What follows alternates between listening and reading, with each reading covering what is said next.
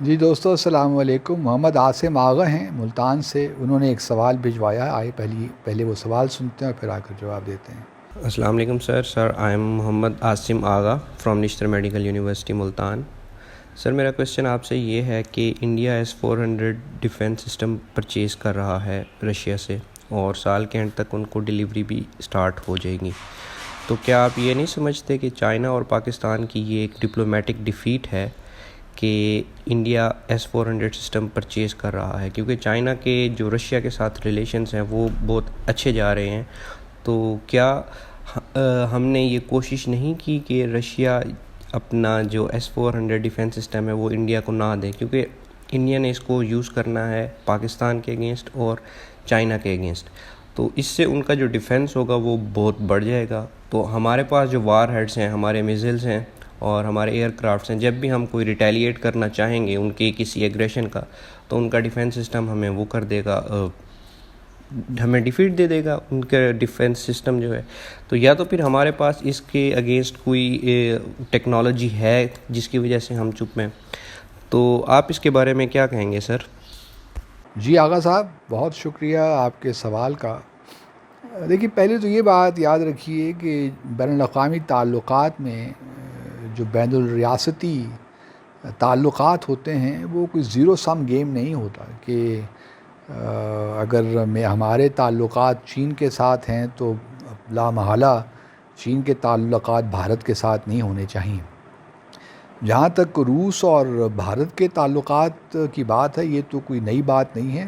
یہ تو cold war کے زمانے سے ہی سوویت یونین اور بھارت کے تعلقات میں بڑی گرمجوشی تھی. بلکہ ہمیں یاد ہے کہ 1971 میں بھارت اور اس زمانے کے سوویت یونین میں فرینڈشپ ٹریٹی بھی سائن کی تھی. اور اگر آپ ابھی بھی دیکھیے بھارت کی جو انوینٹری ہے، جہاں تک ان کے دفاعی اسلحہ ہے، یا وہ سارا 60 to 70% وہ رشین ہے. تو رشیا اور پھر رشیا کی کافی بھارت کی کافی ڈپینڈنس ہے. اب وہ آہستہ آہستہ ڈائیورسیفائی کر رہے ہیں. اب فرانس سے ہی پہلے لیتے رہے، اب امریکہ سے بھی لے رہے ہیں ڈیفینس ایکوپمنٹ. تو آہستہ آہستہ ڈائیورسیفائی کر رہے ہیں. لیکن رشیا کی بہرحال کوشش یہ ہے کہ بھارت کی ڈپینڈنس رہے ان پہ.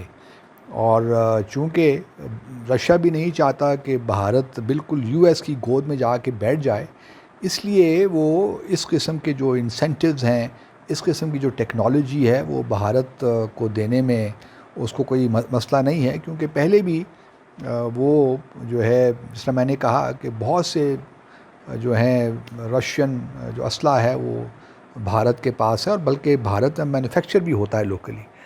اور پھر اگر آپ دیکھیے تو روس کی بھی اپنی مجبوریاں ہیں. ایک تو ویسے بھی ان کی اکانومی معاملات خراب ہیں، تو ان کی ڈیفینس جو ہے ایکسپورٹ بہت زیادہ ہے. اب یہی جو آپ نے S-400 کی بات کی، یہ 5 سسٹمز روس بھارت کو دے رہا ہے، اور اس سال کے آخر میں پہلی کھیپ پہنچ جائے گی.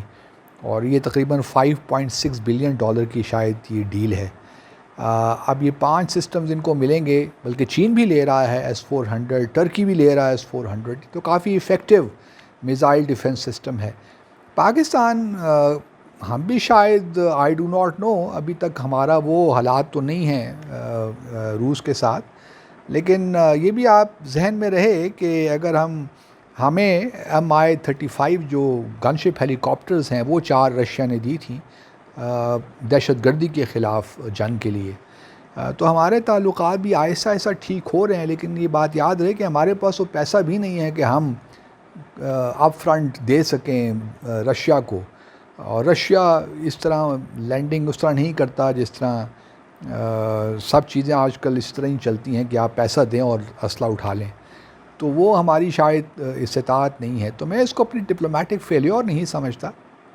رشیا اور بھارت کے درمیان بڑے گہرے تعلقات ہیں، لیکن اس کا ہرگز مطلب یہ نہیں ہے کہ ہمارے تعلقات بہتر نہیں ہو سکتے. ہم بھی کوشش کر رہے ہیں.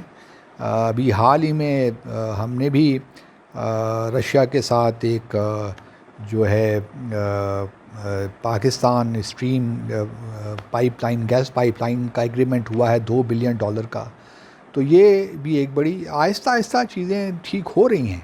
لیکن اب آپ یہ توقع رکھیں کہ ہماری ڈپلومیسی ایسی کامیاب ہوگی کہ رشیا اپنے انٹرسٹ بھول جائے گا، تو یہ نہیں ہو سکتا۔ رشیا کے بھی اپنے مفادات ہیں، وہ بھی چین کے ساتھ بھی چلنا چاہتا ہے، پھر بھارت کے ساتھ ان کے تعلقات بڑے پرانے ہیں، اور پھر یہ صرف دو طرفہ نہیں ہے بلکہ شنگھائی کوآپریشن آرگنائزیشن ہے، پاکستان کی طرح بھارت بھی ممبر ہے، پھر برکس ہے جو ہے، برکس بھی ایک امپورٹنٹ جو ہے فورم ہے جو کہ ان 4-5 ممالک کو اکٹھا کرتا ہے۔ پھر رکس ہے، رشیا، انڈیا اینڈ چائنا۔ تو رشیا اور انڈیا کے تعلقات زبردست ہیں، اور ہماری ڈپلومیسی بس یہی ہونی چاہیے کہ ہم اپنے مفادات کو پروٹیکٹ کریں۔ ہم نے 1998 میں ایک اسٹریٹجک ریسٹرین رجیم پروپوز کی تھی بھارت کو، اور اس میں یہ بھی تھا کہ جو non deployment of anti ballistic missile جو سسٹمز ہیں وہ اس ریجن میں نہیں ہونا چاہیے، کیونکہ ہم نہیں چاہتے کہ ہم ایک انٹرمنیبل آرمز ریس میں چلے جائیں۔ لیکن بھارت چونکہ اب ڈیولپ کر رہا ہے، ایئر ڈیفنس سسٹمز لے رہا ہے، تو یہ لامحالہ ایک آرمز ریس کی طرف اس ریجن کو لے کر جائیں گے، اور ہمیں پھر first strike, second strike capability بھی کرنی پڑے گی۔ تو اس قسم کے جو ڈیفنس سسٹمز ہیں یہ کوئی بہت زیادہ افیکٹو تو ہیں، لیکن اگر ایک بالکل ہمارے جو لوگ ہیں ان کو ہی پتہ ہے کہ کیا کرنا ہے، ہم نے کس طرح اپنے جو نیوکلیر ڈیٹرنس کی جو کریڈیبلٹی ہے اس کو کس طرح مینٹین کرنا ہے، تو اس کے لیے ہمارا فل اسپیکٹرم ایک ڈیٹرنس ہے، ایک پروگرام ہے جو ہمارا، تو اس کے بہت سی ڈائمنشنز ہیں، اس لیے ہمیں وری کرنے کی ضرورت نہیں ہے۔ گو کہ اس کے انٹروڈکشن سے، اس میزائل ڈیفنس سسٹم کے انٹروڈکشن سے یقیناً ایک آرمز ریس کی طرف تو معاملہ جائے گا۔ ہم بھی یہی کوشش کریں گے کہ ہمیں بھی کہیں سے یہ اگلے آنے والے دہائیوں میں کہیں ہم بھی یہ ڈیفنس سسٹم لے لیں۔ پھر وہ ایک قسم کا ہے کہ پھر آپ first strike, second strike, third strike, اپنے ڈیٹرنس کو کی کریڈیبلٹی مینٹین کرنے کے لیے پھر سب وہ کام کرنے پڑیں گے ہمیں بھی، جو کہ بھارت کر رہا ہے۔ تو بھارت کو بہرحال توجہ دینی چاہیے ان چیزوں پہ۔ ان کا کہنا یہ ہے کہ ان کا جو ڈیٹرنس ہے وہ صرف پاکستان کے خلاف نہیں ہے، وہ چائنا کے خلاف بھی ہے، ان کی جو نیوکلیر کیپیبلٹی ہے۔ اب یہ کس حد تک، کیونکہ جو ان کی ساری ڈپلائمنٹ ہے پہلے، ابھی ریسنٹلی جو واقعات ہوئے اس سے پہلے تو اگر آپ دیکھیے تو ان کی ساری جو ڈپلائمنٹ ہے وہ پاکستان کے خلاف ہی تھی۔ اب بہرحال وہ تھوڑا سا ٹو فرنٹ سچویشن ان کے لیے پیدا ہونے کا ایک خطرہ تو ہے، اس لیے اب وہ بہرحال چائنا اب خطرہ بن گیا ان کے لیے۔ جو ریسنٹلی ہم دیکھ رہے ہیں کہ لائن آف ایکچوئل کنٹرول میں جو کچھ ہو رہا ہے، اور خاص طور پہ ایسٹرن لداخ میں جو اس وقت ہو رہا ہے، تو کافی انڈیا کے لیے مشکلات تو پیدا ہو گئی ہیں، لیکن اس کا حل یہی ہے کہ جو تنازعات ہیں ان کو حل کیا جائے۔ پاکستان کے ساتھ جو جموں اور کشمیر کا مسئلہ ہے وہ حل کیا جائے، اور جو لائن آف ایکچوئل کنٹرول میں جو تنازعات چل رہے ہیں وہ بھارت ان کے ساتھ حل کرے، چین کے ساتھ حل کرے، تو یہی طریقہ بہتر ہے رادر دین کہ آپ اس خطے کو آرمز ریس کی نظر کر دیں۔ تو یہی گزارش میں کر سکتا ہوں، لیکن آپ کو اطمینان رہنا چاہیے جہاں تک پاکستان کا ہمارا جو اسٹریٹجک پلانز ڈویژن ہے وہ بالکل پوری طرح کاگنیزنٹ ہے جو ہماری ریکوائرمنٹس ہیں، کہ ہم نے کس طرح اپنے ڈیٹرنس کی کریڈیبلٹی کو مینٹین رکھنا ہے at the minimum level without getting involved into an arms race with India.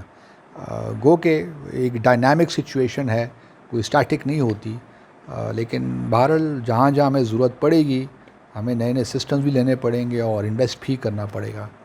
آپ کے سوال کا بہت شکریہ۔